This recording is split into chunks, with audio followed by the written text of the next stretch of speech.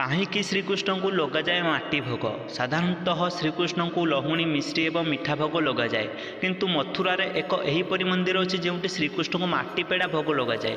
ଭାଗବତ ପୁରାଣ ଅନୁସାରେ ଶ୍ରୀକୃଷ୍ଣ ପିଲାବେଳେ ମାଟି ଖାଉଥିଲେ। ସେହି ସମୟରେ ମାତା ଯଶୋଦାଙ୍କୁ କିଏ କହିଲେ ତୁମ ପୁଅ ମାଟି ଖାଉଛି।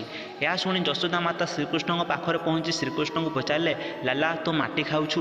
ତ ଶ୍ରୀକୃଷ୍ଣ ମୁଣ୍ଡ ହଲାଇ ମନା କରିଦେଲେ। ତେଣୁ ମାତା ଯଶୋଦା ଶ୍ରୀକୃଷ୍ଣଙ୍କ ପାଟି ଜବରଦସ୍ତି ଖୋଲିବାକୁ ଲାଗିଲେ। ଯେମିତି ହିଁ ଶ୍ରୀକୃଷ୍ଣ ନିଜ ପାଟି ଖୋଲିଲେ, ଯଶୋଦା ମାତା ଦେଖି ଆଶ୍ଚର୍ଯ୍ୟ ହୋଇଗଲେ, କାରଣ ତାଙ୍କୁ ଶ୍ରୀକୃଷ୍ଣଙ୍କ ପାଟିରେ ହିଁ ପାହାଡ଼, ପର୍ବତ, ସମୁଦ୍ର, ଗ୍ରହ, ନକ୍ଷତ୍ର ଓ ସମ୍ପୂର୍ଣ୍ଣ ବ୍ରହ୍ମାଣ୍ଡ ଦିଶିବାକୁ ଲାଗିଲା। ସେବେଠାରୁ ହିଁ ଏହି ଜାଗାକୁ ବ୍ରହ୍ମାଣ୍ଡ ଭାଟ କୁହାଗଲା। ପାଟିରେ ହିଁ ବ୍ରହ୍ମାଣ୍ଡ ଦେଖାଇବା କାରଣରୁ ଏହି ମନ୍ଦିରର ନାମ ବ୍ରହ୍ମାଣ୍ଡ ବିହାରୀ ପଡ଼ିଗଲା। ଏବଂ ଏଠାରେ ମାଟିର ଭୋଗ ତିଆରି କରିବା ପାଇଁ ପାଖରେ ହିଁ ବହୁଥିବା ଯମୁନା ନଦୀରୁ ମାଟି ବାହାର କରାଯାଏ ଏବଂ ସେହି ମାଟିରୁ ହିଁ ମାଟି ପେଡ଼ା ତିଆରି କରି ପ୍ରସାଦ ହିସାବରେ ଶ୍ରଦ୍ଧାଳୁଙ୍କୁ ଦିଆଯାଏ। ଭିଡ଼ିଓଟି ଭଲ ଲାଗିଥିଲେ ଭିଡ଼ିଓକୁ ଲାଇକ୍ କରି ଚ୍ୟାନେଲକୁ ସବସ୍କ୍ରାଇବ୍ କରି